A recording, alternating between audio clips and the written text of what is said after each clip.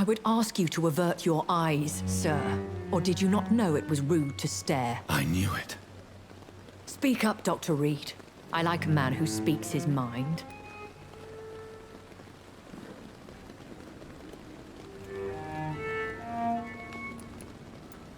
Hiding your true appetites behind a facade of compassion.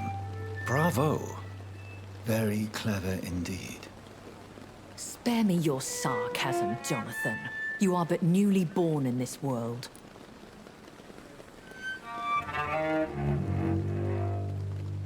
So in the end, the accusation was true, wasn't it? The situation is somewhat awkward nonetheless. I have not been observed sustaining myself for many decades. I have to say I'm a trifle embarrassed. Anyway, I have concluded my inquiries concerning your blackmailer. I see. Please excuse my agitated state. Under normal circumstances, I wouldn't let anyone see me in this condition. I must confess I have not put an end to the blackmail, my lady. Unfortunately, I could not bring myself to do it. I'm so disappointed in you, Jonathan. I didn't expect this from you. Lady Ashbury, you yourself admitted how ridiculous the sum of money was. I can assure you, it was all used for charitable ends. Well, you are full of surprises, aren't you, Jonathan? All right, say I trust you, but you will still pay the ransom. That is only fair. After all, it was you who failed to bring this problem to a satisfactory conclusion. I believe I could agree to that. And since a lady always keeps her promises, I will now answer any questions you may have.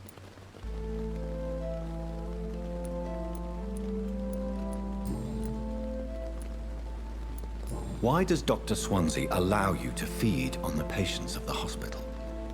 Dr. Swansea is a good and compassionate man. He is trying to find a solution for our hunger.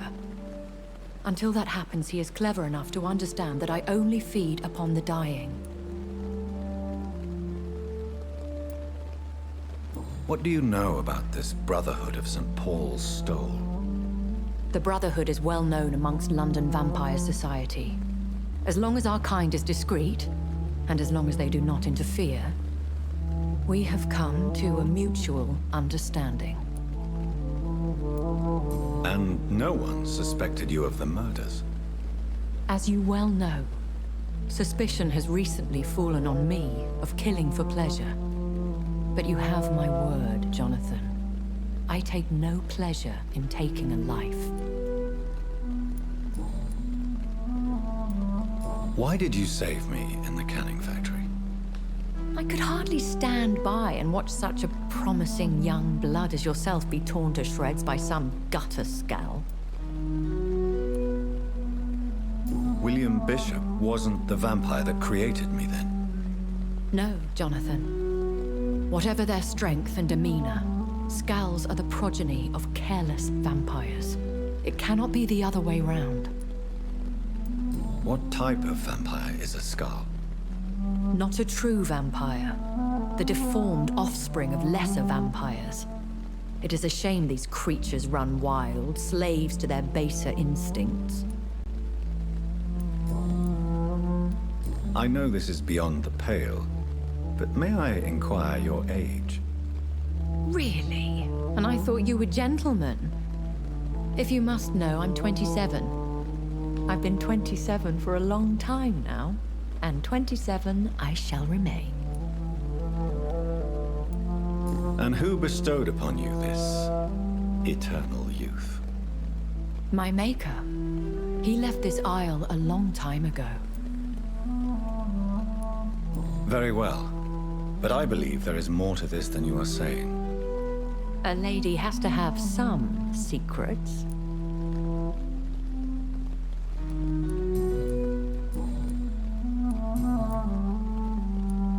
I've been hearing a voice talking in my head. Is this some kind of insanity? It feels like the voice of the vampire that created me. Hush. Tell no one this.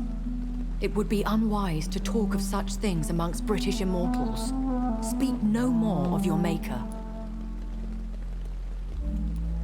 Excuse my forwardness, but are you my maker? Me? Goodness, no. Only a foolish immortal would create a progeny without taking precaution, and I'm no fool. How could this cause offense? Only the powerful immortals can mentally call to their progeny. No vampire or hunter will sleep easy, knowing that an unidentified elder is stalking the streets of London. I don't understand. Why was I created and then left for dead?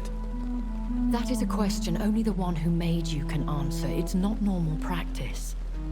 I doubt even if you find him, he will answer you, considering how cruelly he treated you. So me being a vampire could have been a mistake. I very much doubt it, Jonathan. Contrary to the legends, it is not as simple to make another vampire by just biting someone. I'd like to avoid creating another vampire by mistake anyway. Tell me, how is it done? The process is dangerous. It could even kill your potential progeny. If you did decide to sire an offspring, they must drink of your blood, Jonathan.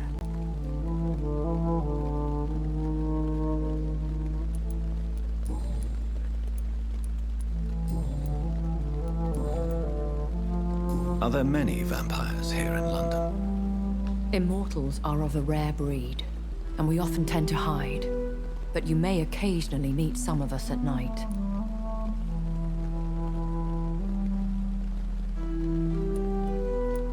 Will they all be as affable as you, my lady? I do not see why not. But remember, even the shark smiles before he bites. That sounds like a lesson from experience.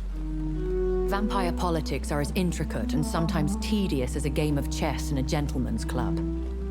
I've learned from experience it is best to decline to play.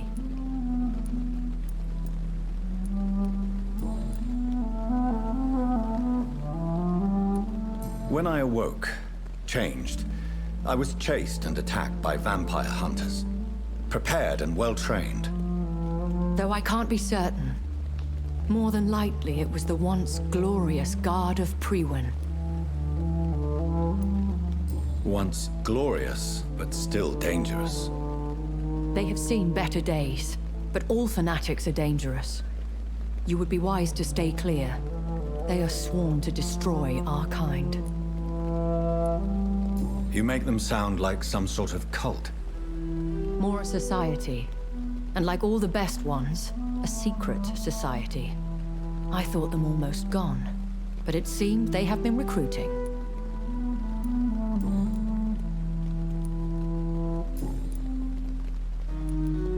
I bid you farewell, for now, my lady. I must quickly analyze the blood I took from Nurse Crane's patient.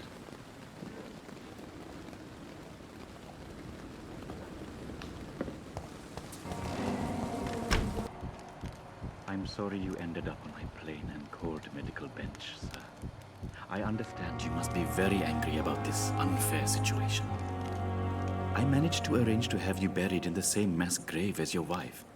I hope that might help.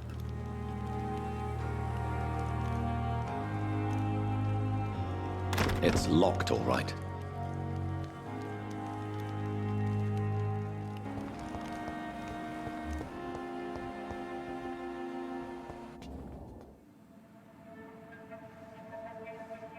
You don't mind if I search your pockets, do you, sir? You won't need any of these anyway. I'm not stealing from you, mister. I'm only redistributing your belongings to people who need them more than you. You see, no one has claimed your body, sir, so it would be such a shame to bury you with your valuables. I will not forget you, sir. And I thank you for your generous donation.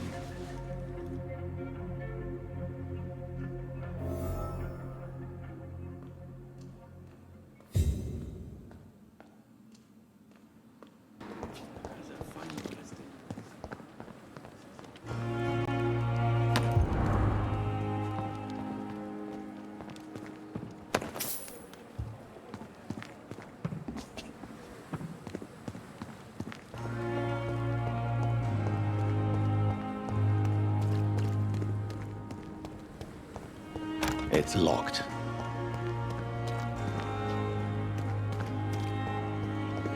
This is to amaze me how you, the dead. Good evening. I'm Dr. Reed. Always a pleasure to meet a colleague, sir. Especially when he was supposedly dead. A colleague. Are you a doctor too? Not anymore, sir. I used to be Dr. Rakesh Chadana. Now, I'm just Mr. Chadana, pawnbroker and humble guardian of this morgue. What do you mean, you used to be a doctor? Was your license revoked? No, sir. It is just that I like to be precise. I run a little pawn shop while taking care of the dead. But I used to be a real doctor.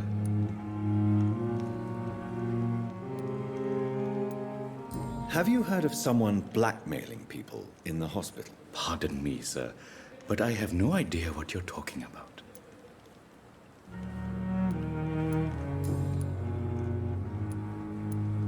A pawnbroker? I expect you get all types of people here. Yes, sir. All kind of people. For I sell all kind of goods.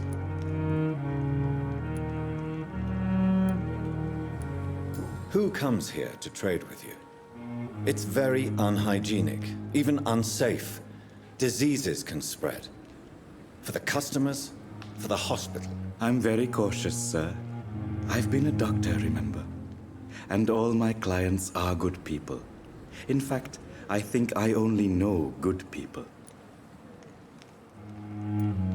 What kind of goods? With the quarantine, it's not always easy to buy things. So I trade, I exchange. Some people sell, some others buy. I like to help. How dare you steal from the dead, Rakesh? Is that what your pawnbrokers is really about? These people are dead, sir. What they possessed could be useful for the living. And I'm sure they would agree if they could speak.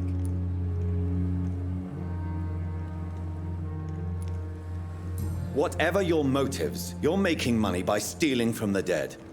Dr. Swansea should be informed. No offense, sir, but Dr. Swansea is one of my customers. As I told you, I like to help people, and everybody needs help from time to time.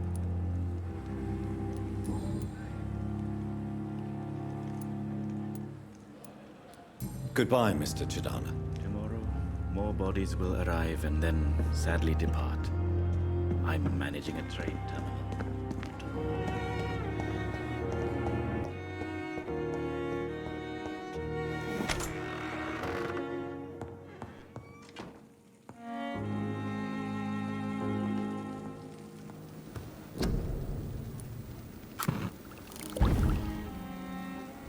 Razvan Vasily was infected by Spanish flu, but also has the highly unstable blood of the Scowls. Is the London vampire epidemic transmitted through the flu? I should talk to Dr. Swansea about it.